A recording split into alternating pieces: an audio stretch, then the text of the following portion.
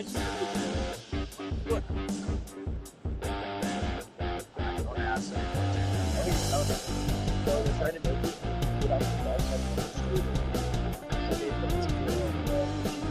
the bus at the No, I think that's gone. No, sports are off, right? Yeah, school. I would think that should be off. That was kind of so. But Thursday was crazy. No, I think Thursday. All right, Coach. Welcome to the East County post-game show for week number 3, and we're going to get it started right away, Dave. We got the Santana Souls. We almost caught up with them in time, but we're going to head out to Santee right now and get a recap of their action, Dave. They're on the road tonight. We're almost getting them here. We're going to get them off the bus.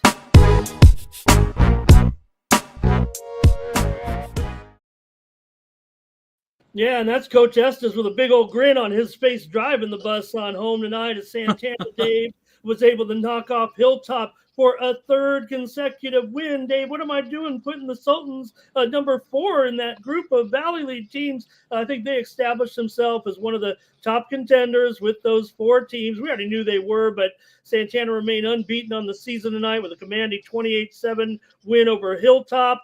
Coach Tim Estes joins us. Balanced offense, opportunistic defense tonight. Great performances from Coco Thornton, Ethan Miller, and Coach. Who do you got with us? We also have Caleb Carnes with us, along with Denton Gore, along with the other 2, Coco and Ethan. Oh, awesome. Well, Dave, get some questions ready. They jumped out early, scoring in the opening quarter to take a 7-0 lead. Miller orchestrated a drive in the second quarter, finding Denton Gore for an 18-yard touchdown pass. That made it 14-0. The rhythm must have been great for this team in the first half. Dave, go ahead. Let's hear from the guys a little bit. We'll recap at the second half as well. Yeah, speaking of buses, they steamrolled the Lancers, if you will. So I guess I want to talk to the armed and dangerous Ethan Miller.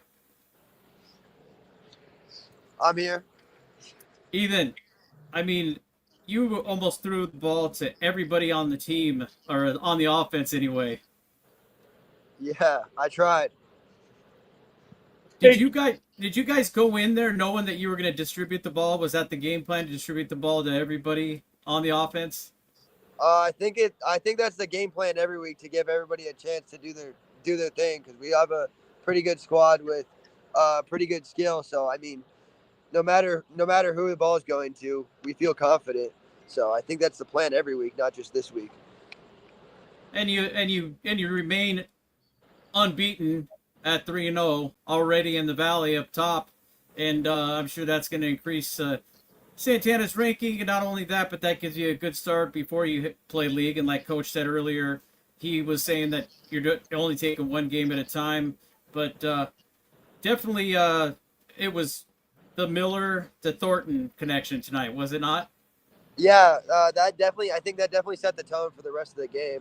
That big, it was just a simple screenplay turned into something big. So that definitely set the tone for the rest of the night.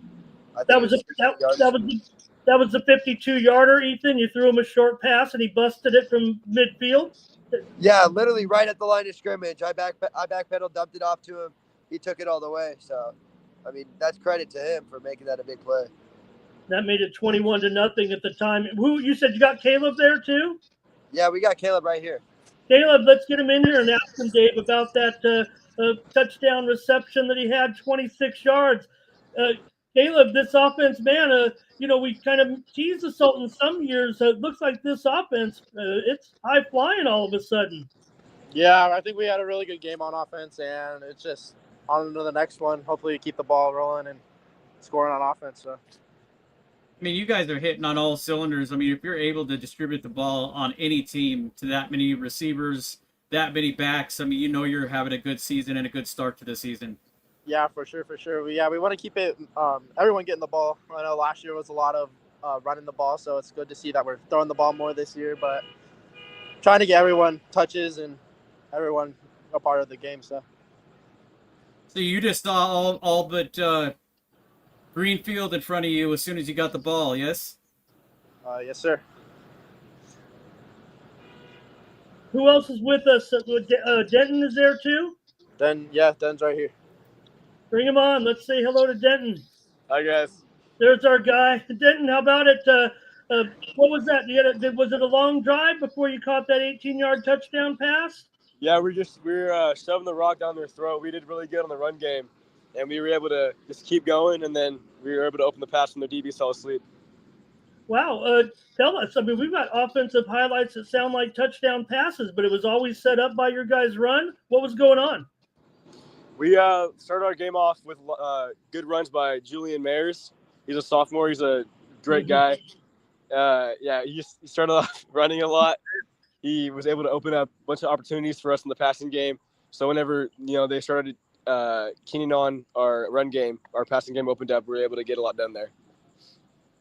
Did it get a little scary? You're up 28-0, and then Hilltop actually responded quickly with a 70-yard touchdown pass on the very next possession to prevent you guys from shutting it out. Did that get you a little rattled? No, sir. We were able to keep our composure. I think it was one mental mistake, cost a touchdown, but we just got right back up. We were fine after that. Donuts in the background. We're celebrating. Let's head on over to Round Table. Denton, man, let's go over there and have some pizza and celebrate this thing. But business first. This is just 3 games.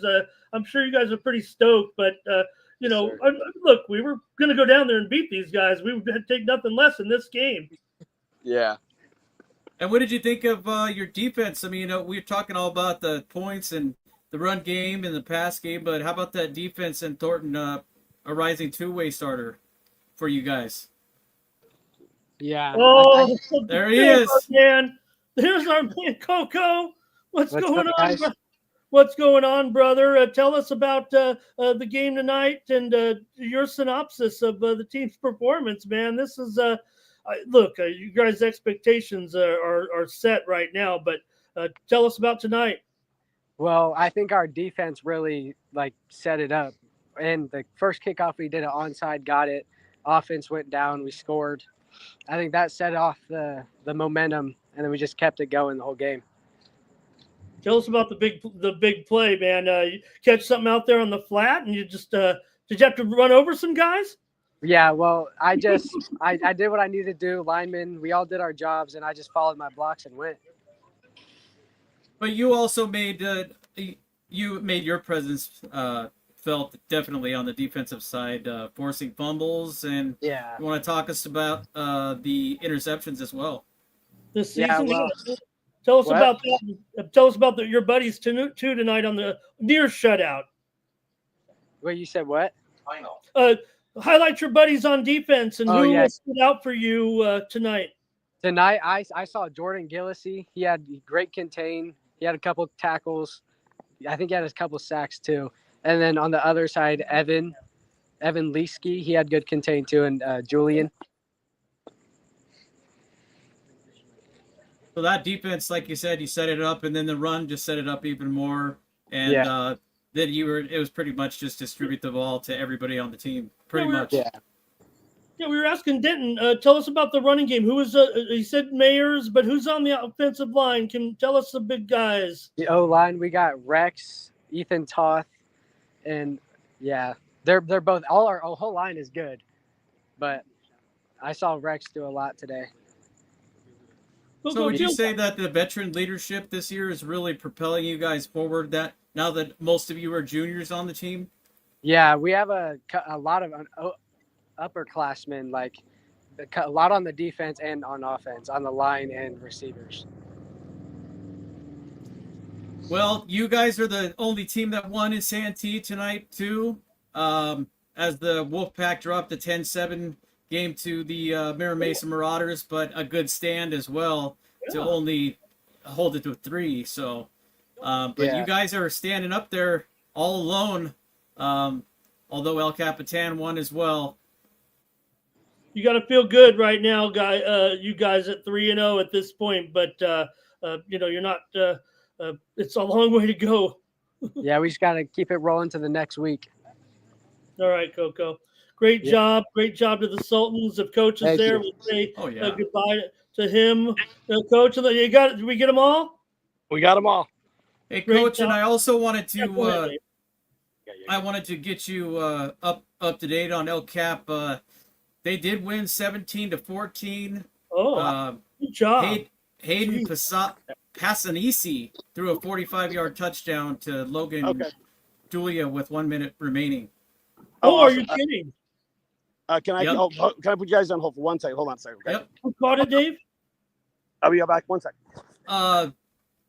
Touchdown to Logan Wait, down, see. Dulia That was Connor. or Gotcha. Dulia. Okay, great.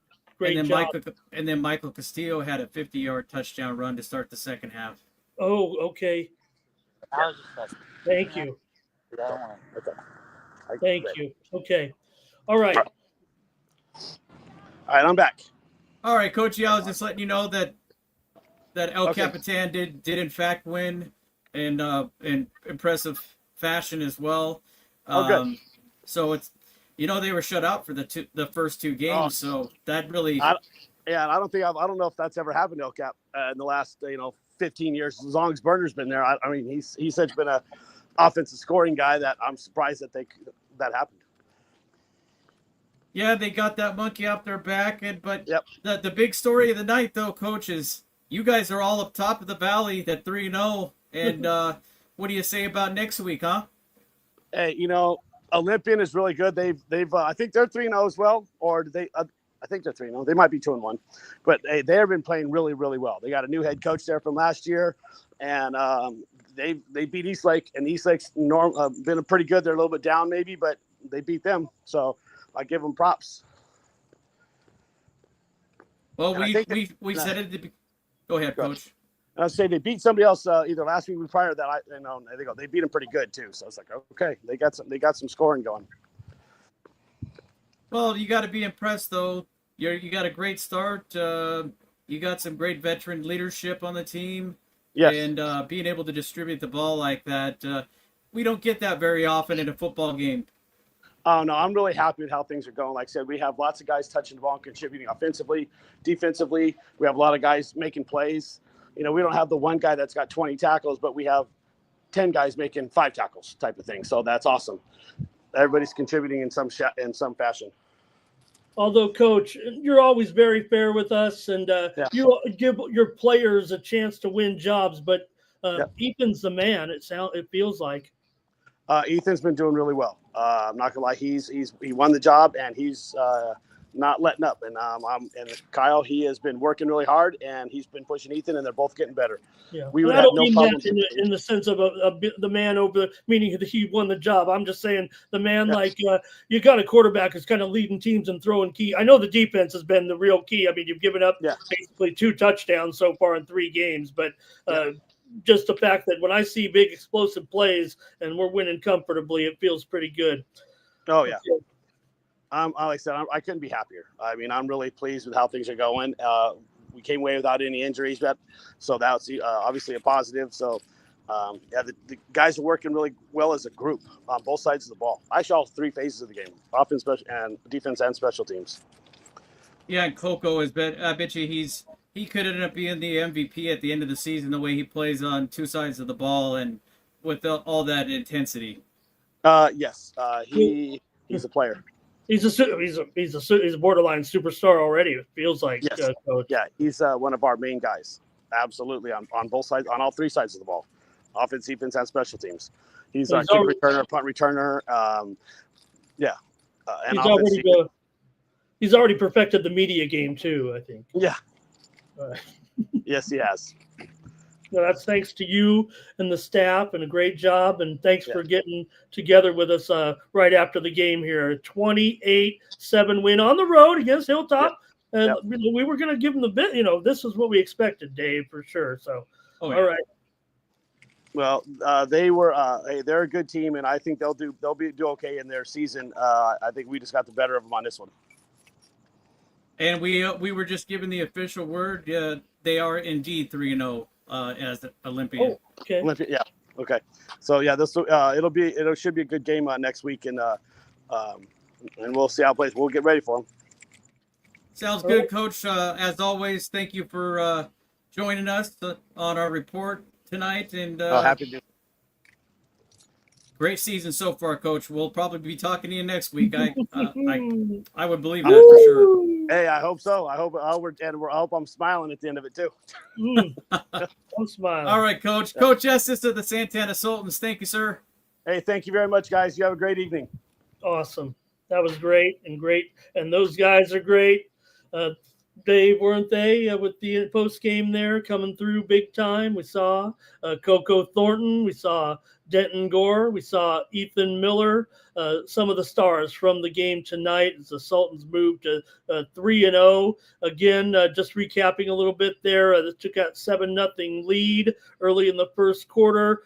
Miller to Gore, 18 yards, made it 14-0 in the third quarter. That play, I wonder what that, we'll see that on the highlights here with I'm sure with a 52-yard scoring pass from Miller to Thornton, got loose a little bit, and Caleb Carnes also with that late 20. Oh, we had Caleb too, didn't we? We had the 26-yard reception that made it 28-0. So Santana here, Dave, for sure. A full-on contender with those other teams. Why wouldn't they be at this point? When we're talking about Grossmont, we're talking about Monte Vista, and you have some really promising news. If we can go to that game, Dave, because that was the game you covered tonight with Stills. Can we do that one next, you think? You had great coverage there, man, and maybe we just stay in Santee because it was a heck of a game tonight. I think you got to give the West Hills Wolfpack a lot of credit. Let me see here, Dave. I'll get you some updated information too, but maybe you could just give us a synopsis here of the final tonight against a good Mira Mesa team, Dave. I know the Pack's 0-3, but man, a good game tonight with Mira Mesa. Is that right? 10-7, Dave?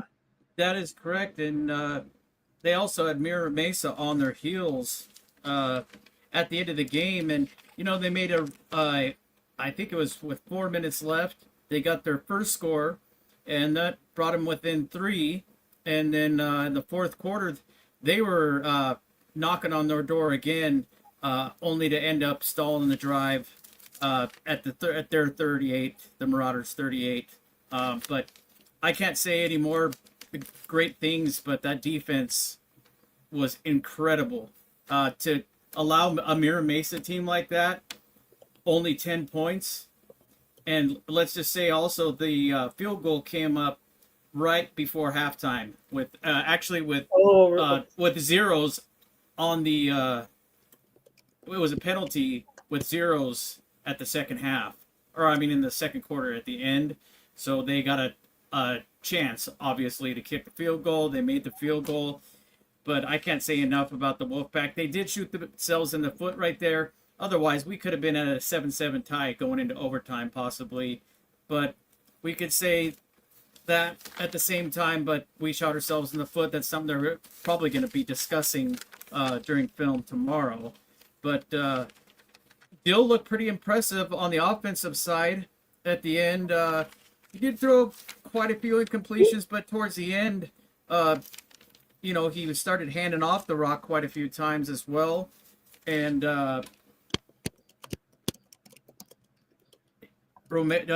Jacob Romeo, who had 104 yards. He had 104 yards on the ground and a touchdown reception, and that was the key to their comeback. But then stalling out, past midfield on their side of the field at the 38 really was I thought they were going to have it. They had 21 seconds or so left on the clock, and unfortunately it was an incompletion thrown. And a big interception in the end zone, and it appeared to be Dill on the other side of the ball that actually intercepted the ball to give the ball back to West Hills. And I can't say enough. I mean, this Marauders team offensively was just running and throwing at will in the first 2 quarters. Really? But like I said, they never made. It's kind of a bend don't break situation for West Hills. I just think that they're going to be real tough in league. I think if they can stay with the likes of the Marauders like they did, I think that's going to be they have something to prove. So that 0-3 really doesn't tell the story of the Wolfpack. And as well, we know Mira Mesa scored first on that 40-yard field goal following the pass interference call. West Hills made it 10-0. It was right. It was 10-0 at halftime. Is that right? yeah, it was 10-0 Mira Mesa at halftime, and that big penalty, like I said, led to them to kick a field goal with zeros on the clock. Okay. So that really hurt them. Otherwise, their defense played lights out in the second half. Oh, okay. But it definitely was a slugfest.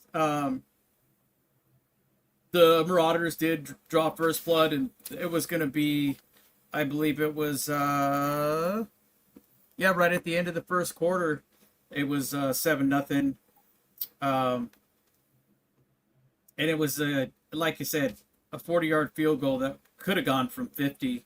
And then it was also, wow.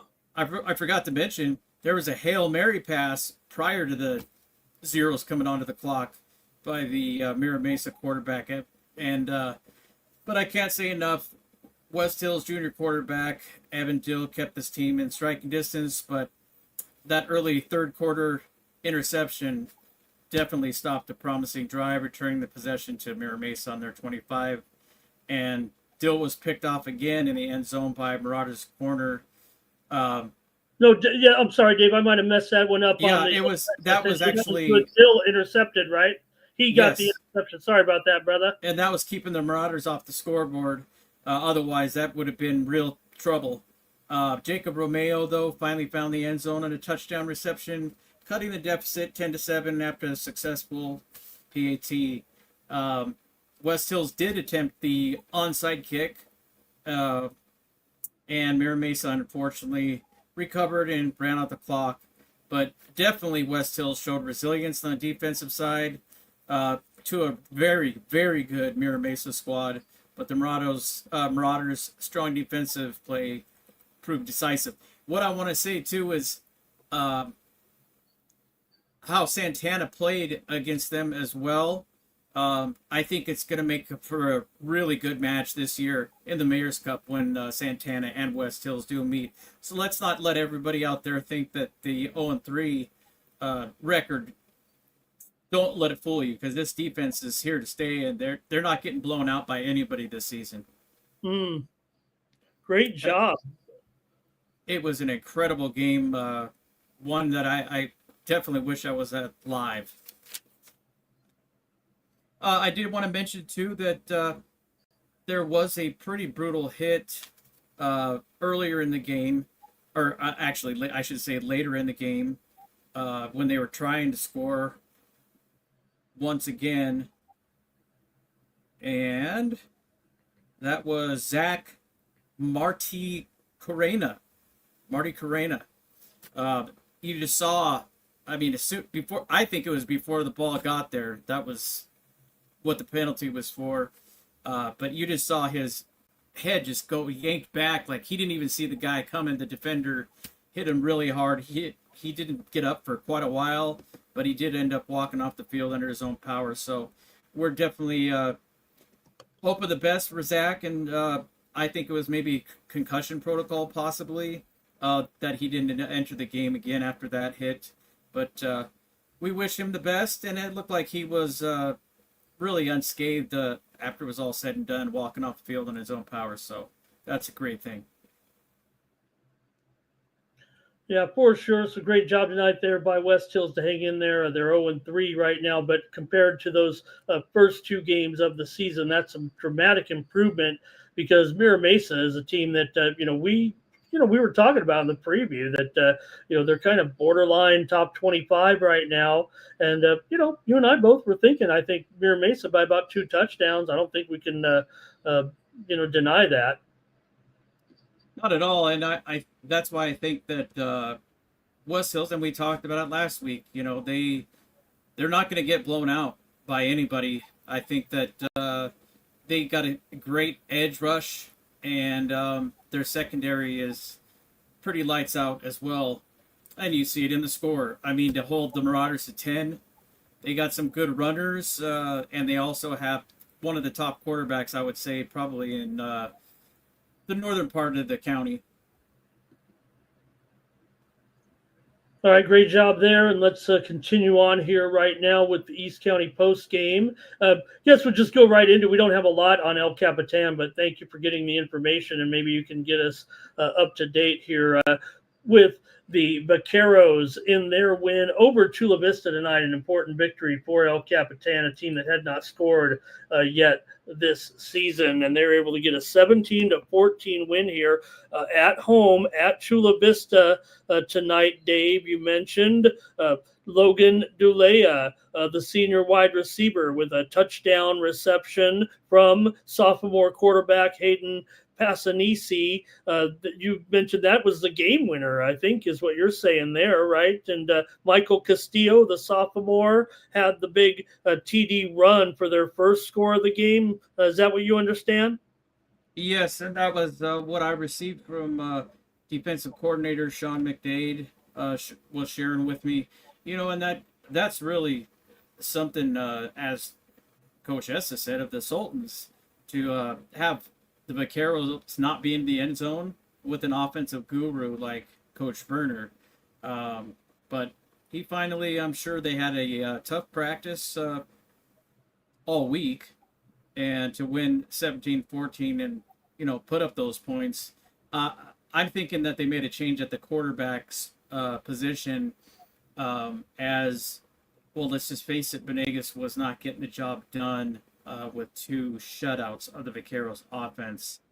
So I think that was why Hayden Passanisi got the nod from Coach Okay. Vernon. They had split duties pretty much in the first two games. They both had appeared basically had almost kind of the same statistics so far. Passanisi was 9 of 23 for 40 yards, for 81 yards this season, and Benegas was 8 of 16 for 92 yards. But if Passanisi was able to find the big play right there, as you mentioned, to Logan Dulea, who came into the game with 3 receptions for 46 yards so far this season. And Castillo, of course, is the Vaqueros' leading rusher. He entered the game with 18 carries and 82 yards. So these guys are starting to feel a little bit more confident, it feels like, here at this point.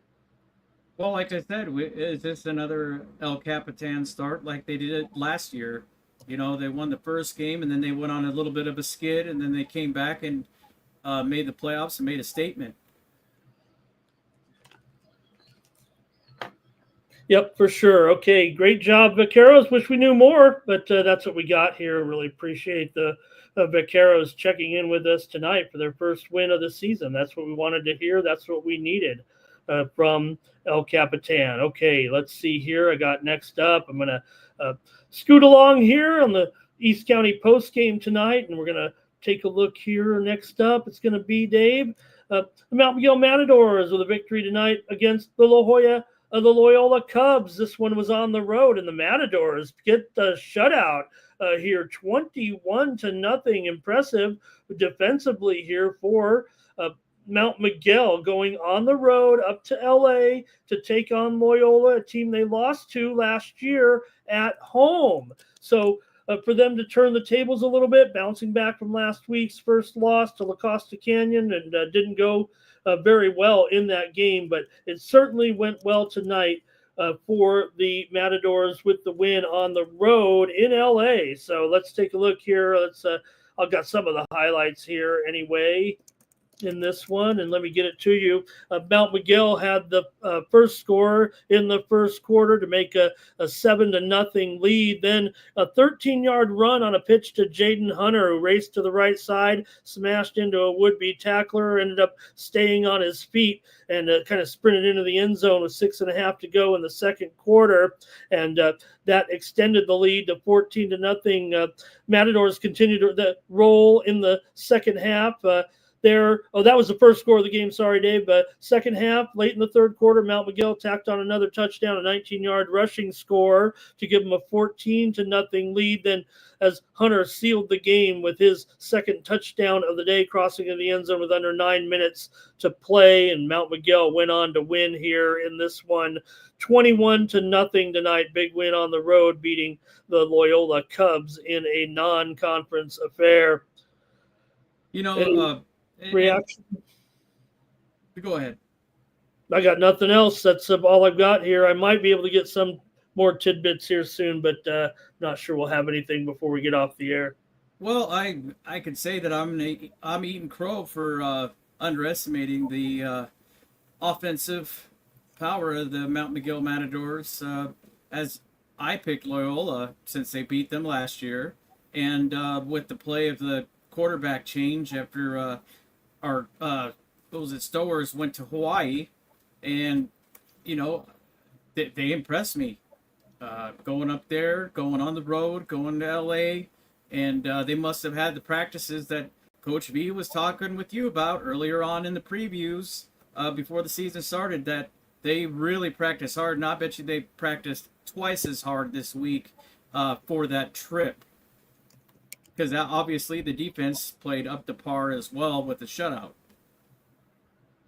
Yeah, great job. So after that humbling loss last week, they were able to move to 3-0 behind Jaden Hunter there for sure in this one, and Mount Miguel able to get that win. All right, let's move on here. We've got more wins tonight in the East County. How about number 22 Helix? They're able to get an impressive win tonight against Gauntlet Series rival Saints tonight. Helix does the job here at home to get their first victory of the season. Expected it to be tough, but the Helix defense is doing the job here tonight in the 21-6 victory here. The Saints actually scored first. I was watching another game, and you told me Vince Smith threw a 50-yard touchdown pass. It was to Austin Lambeth for Saints here, and they were able to take a lead in the game, 7-0 or 6-0, I guess. But Helix took the lead in the second quarter on a rushing touchdown by quarterback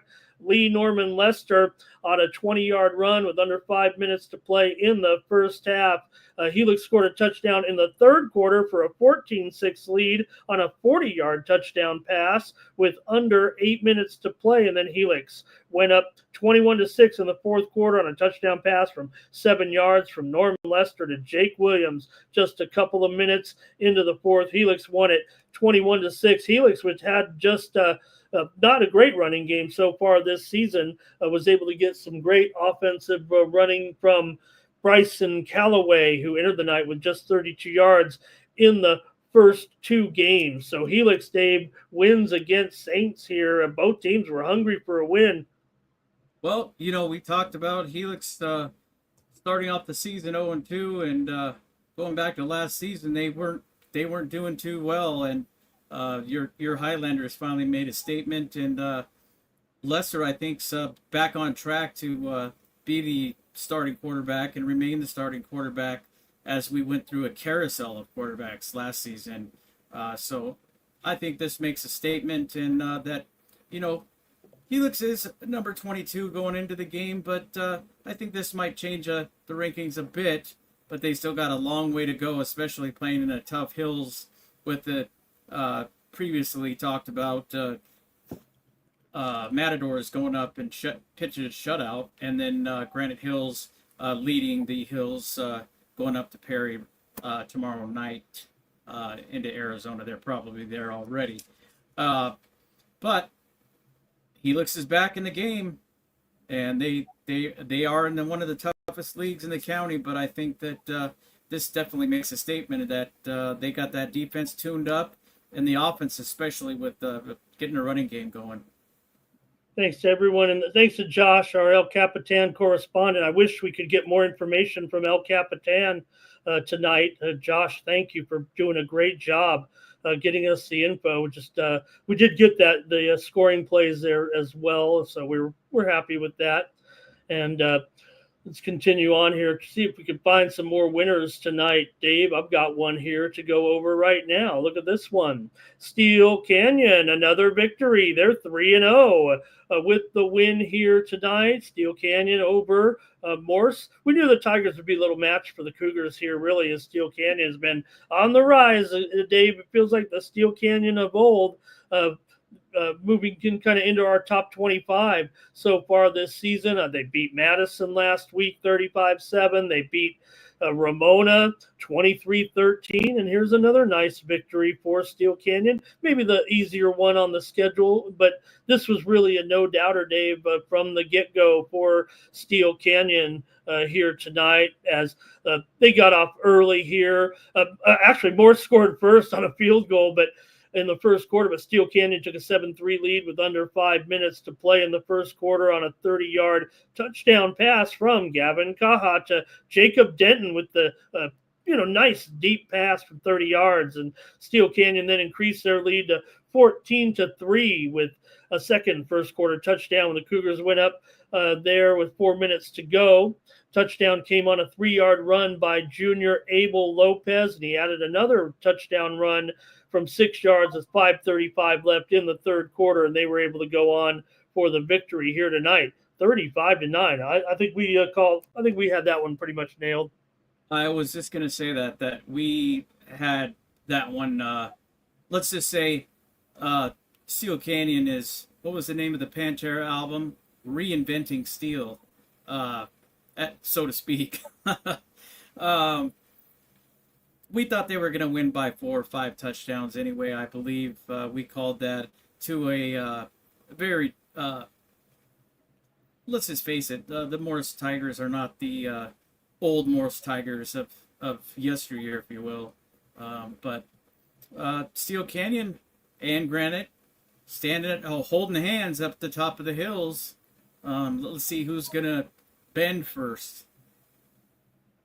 Yeah, great job there tonight. Okay, got some more winners here, Dave. I don't have much on this one, but it was Monta Vista tonight, throttling Castle Park here, 49-12 is what I've got here. Monta Vista with the win over Castle Park, another one where we pretty much said it would be a blowout. It was actually 6-6 all in the first quarter when Monta Vista ended up winning, though. It was 28-6 at halftime. The Trojans eventually cut the lead to 28-12, but Monta Vista scored another TD in the third, another in the fourth to go on to the win, 49-12. And we were calling for Monta Vista win there for sure. I don't have anything else, I'm afraid.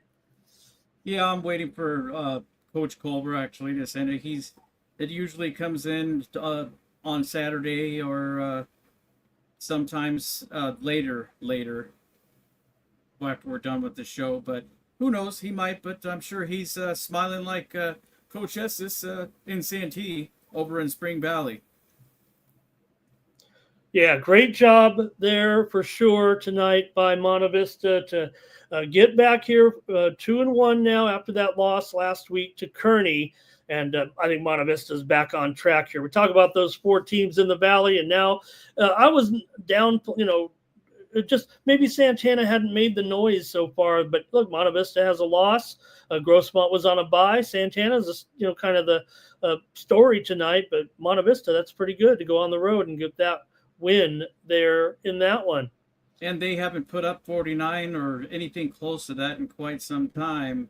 And they haven't really been known for their offense since the big man, Jamon.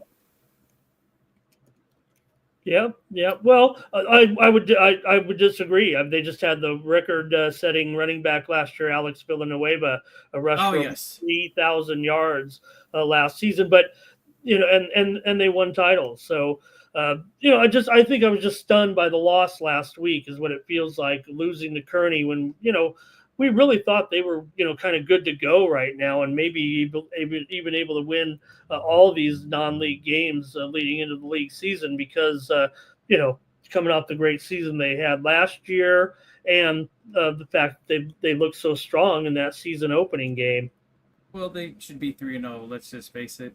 That was just a fluke, I think, as far as Kearney goes, and the Comets taking that one in overtime last week. Okay, I've got one more win here tonight, and I really want to thank the Mountain Empire Redhawks tonight. They are 3-0 here.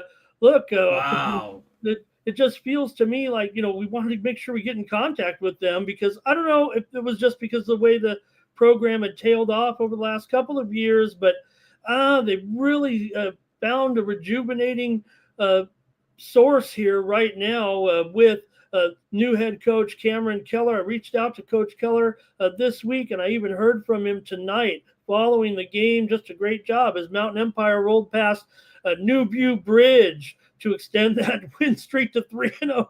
Now, Dave, look, New View Bridge.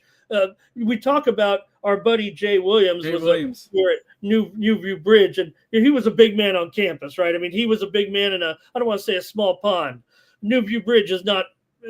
Maybe at the beginning of the season, I kind of thought this would be a comparable matchup for Mountain Empire. That's before we knew that Coach Keller was had up his sleeve up there right now. I mean, obviously now we know that some magic is kind of happening here in Pine Valley. But at the beginning of the season, I would have thought this was like, oh, maybe there's a game they could win. We didn't know anything about the Red Hawks, but they continued their scorching start to the season, Dave, with a 37-0 victory.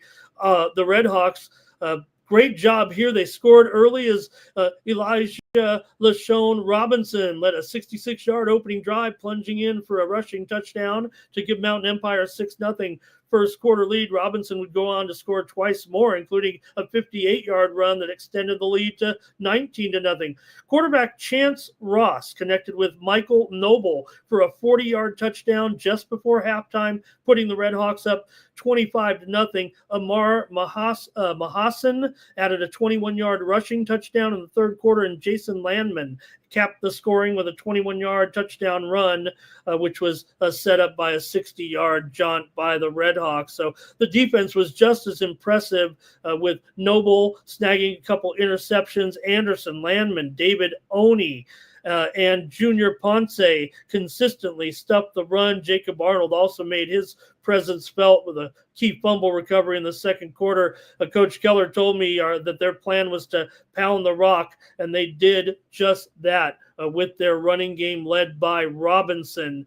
Also, he cited the play of Mahassan in the game and also Landman. They both did a good job, he said, and on defense, talked about the great night there with those interceptions in the game that they had. A great defensive effort. Obviously, they're in a shutout, so great job here by the Redhawks tonight. A dramatic 3-0 statement right now, building some momentum that's bringing the magic back here to Pine Valley.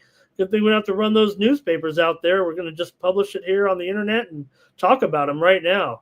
Great job to the Redhawks. Yeah, I can't. That's unbelievable that they have this 3-0 start. But we did talk about it on Thursday that they were going to pretty much roll over New View Bridge, and it's good to see Mountain Empire on the rise after a 5-year drought, maybe even longer than that. But it's good to see them on the map again and in contact with us. So we get to hear from the Red Hawks every week now. Yeah, in fact, I tried to explain the situation to Coach Keller why we were so hot and bothered to get in touch with these guys. I know we've told the story plenty of times, but Coach Keller, I know they're going to probably watch this. Dave, your dad would make sure that we would, because there was no internet when we started doing this, and we would make sure that in our newspaper in El Cajon, we would print they would call in the game.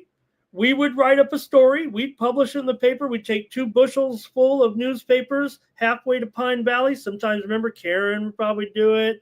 Some others would do it. Drive it halfway to Pine Valley. Someone from the Red Hawks would come from Pine Valley, and they'd meet in the middle, exchange the newspaper. I don't think we charged them for it. You might remember. I don't know. I don't think we charged them for the papers. And they would take the papers back to Pine Valley, and all the players, families, in the community would, hopefully buy them up or distribute them however they did. And that's how that's how the Red Hawks, because look, they're not really covered, and those newspapers don't exist anymore. But remember they're on the internet, but the Holtville Tribune, the Calexico Times, Pine Valley, they're out of the way of those areas, so they didn't always get as much coverage as the as the Holtvilles of the world, right, and all the teams in the desert. So that's why we love our Red Hawks and have covered them. You and I have covered them here now. Since your dad's passing for the last 8 years. Yeah, it's incredible. And they did have a 4-year run starting in, I believe it was 2017. And then they fell off the map. And here with Coach Keller, you got a good thing. They got a good thing. And playing offense and defense and running, passing, they're doing it all. The Red Hawks might be bringing a championship to definitely out there to Pine Valley. Oh, for sure. I mean, they are in Division 5 AA, so they're in a league with just 10 teams. I'm not saying all they have to do, but right now it feels like if you look at the teams, Dave, that they compete against, Calipatria, we already know what happened there. Foothills, I'm going to tell you in a little bit, they got blown out. Rock Academy, they actually were the ones that blew Foothills out. Rock Academy maybe has something, I don't know. Claremont, O'Farrell, Tri-City. I mean, I would think the Red Hawks can beat these teams. That coach might know better than I at this point. He might have them scouted out a little bit. I know Palo Verde Valley's in that league. They played one of your favorite teams tonight, Dave, the Yuma Criminals. And they won. Palo Verde Valley beat Yuma 38-12. Criminals go down. Also, Rock Academy beat Foothills Christian 49-21. So we're covering the 5 AA scores here right now. So you do have Rock Academy a win over Foothills Christian there. So just some of the results, and it makes you see right now that Mountain Empire is a definite contender out there. Maranatha Christian knocked off Orange Glen. Now, Maranatha is in 5 AA. Orange Glen is not. They're in the big pool of teams, so that's a big win. Maranatha Christian, that looks pretty good. Even though Orange Glen isn't very good, they're not in the smaller division of the 5 AA teams. So that's how that works with those 10 teams in that division, Dave. They have their own little competition. Well, you mentioned it last year when Monte Vista made it and how they did. And as you put it, it's their little tournament that they have for their specific little league. Well, let's not call it little, but it's a nice league. It's nice that they can go ahead and do that, and that they have smaller programs that are able to compete like that at a high level. Yeah, for sure. Great job. And we are going to hear more from them. In fact, I got the information from the first few games as well. So we'll just kind of put that all in context and a recap of the game in EastCountySports.com. So hopefully everybody in Pine Valley seeing this for the first time, seeing us for the first time. Hey, I don't know, if we were 0-3, we probably wouldn't be all wanting to. If you win, people want to cover you. I think that's the thing, right, Dave? We want to cover teams that win. We want to cover them all. Okay, great job to the Red Hawks, and thank you again to Coach Keller, and we'll hear from him again. We probably should have sent him the link, but I think we're going to win some more games. So let's make sure we get in touch with the Red Hawks on one of our post games as a featured team. All right? For sure. Okay, Dave. Oh, Dave, man, it was a great, incredible game tonight in Seattle. Look at this one, Dave. Heartbreak. Oh. I don't know if you've heard from the Patriots yet, but they did go down to defeat here in Seattle against Kings. Kings was making their season debut tonight, and they beat Christian in was it a wild game that came down to the finish tonight. Christian, they had their chances. They were in the lead early, Dave, in this game, but Kings came back to win the game eventually here in this one, as it was the final score here of what do I have? I can't even see the screen here. 42 to 35. That's how we're flying by the seat of my pants here tonight. I do have some of the highlights, so let me get to what we know anyway. I don't think I have it all, but we did have when they were ahead anyway. I think we missed the end of the game. But Kings wins it the first quarter. Both teams traded scores. Christian took the lead on a 45-yard pass from Caleb Runkle to Kai Rozier. Dave, you talked about that connection on the pregame on the show this week with under 3 minutes to go, only for Kings to respond with a short touchdown run to tie the game at 7. Kings then seize the lead in the second quarter on Colton Adams' second rushing touchdown of the game, but Christian answered just before halftime. Runkle found Hank Houston for a 5-yard touchdown run. The Patriots were able to get the lead eventually 21-14, although Kings narrowed the gap on a 10-yard touchdown pass by Adams. The point after was no good, and Christian still led 21-20, but the third quarter belonged to Kings as Adam threw a 25-yard touchdown pass, and the team they connected on the 2-point conversion to take a 28-21 lead, and eventually was 42-35. I might have missed the dramatics actually in this game as to what actually happened in the end, but I can give you the final score. I have a feeling. I have a feeling there might be some heartbroken kids tonight, because I feel like this one, we don't know, but it feels like it went down the wire. I don't know. Well, I was trying to find out some more information from one of our sponsors, his place, Mr. Davila, and he didn't attend the game, but from Lakeside Equipment, but he said there was an unbelievable amount of flags that were thrown in this game. Okay. Well, thanks to the guys for helping us anyway. And there is 42-35 tonight. Christian and Kings there in Seattle. Tough break.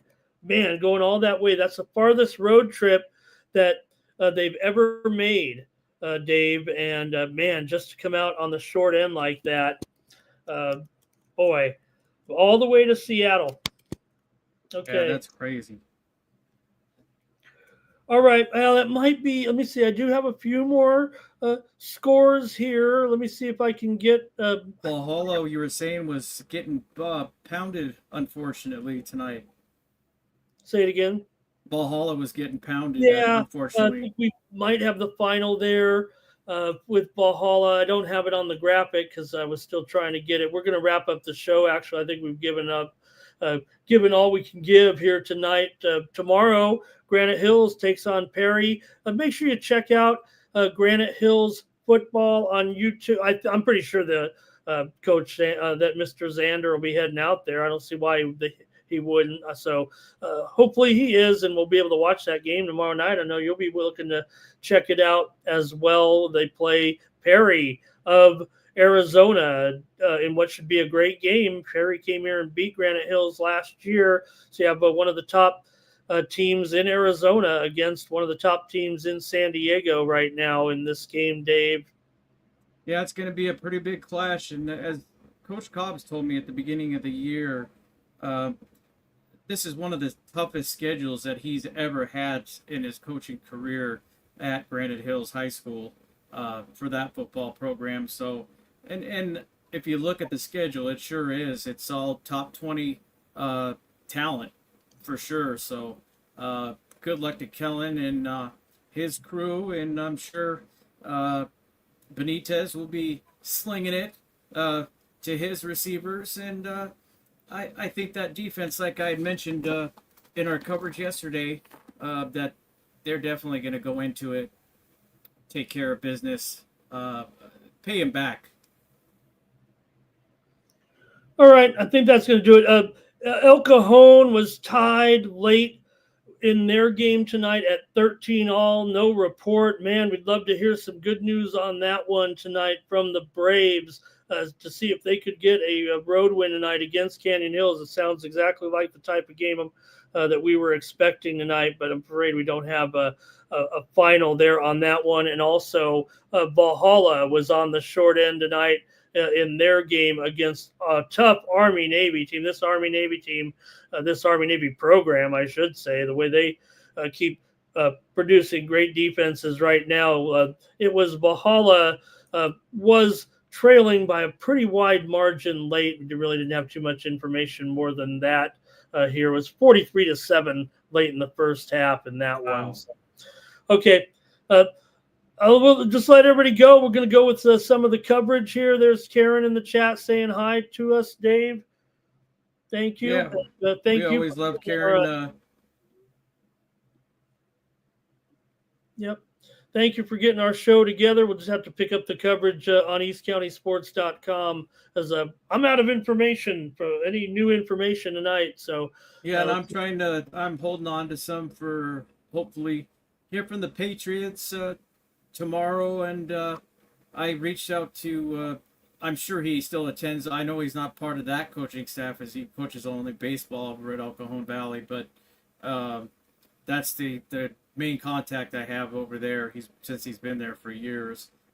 So hopefully we'll hear from coach, former coach, football coach and baseball coach at El Cajon Valley, and see if the Braves came out on the top.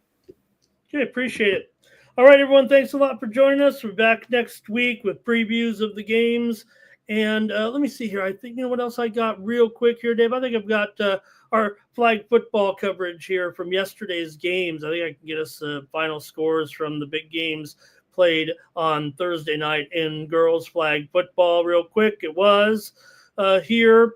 Granite Hills defeated Cathedral Catholic 18-12. The Braves beat Logan Memorial 25-6. It was El Capitan over Santana 25-12. Helix beat Otay Ranch 18-0. Steel Canyon beat Valley Center 34-0. Valhalla over Eastlake 15-6. And Steel Canyon will play Imperial tomorrow at noon at Steel Canyon. So we got you covered here on the East County Post Game. Yeah, and I hope you received from our staff. That's not what I got. That's not what I got from Coach McDade. Oh, flag football. That's Sorry. what I've got. That's flag. That's flag. Oh, okay, yeah, I just read off the flag scores there. 25-12. El Capitan. What I was gonna say, also, our staff photographer, I guess we'll call him now. I sent you quite a few of those too from our staff photographer out there, Vic Morano, and you always give the folks the information to his Instagram and his where to see his photos and all of his great work.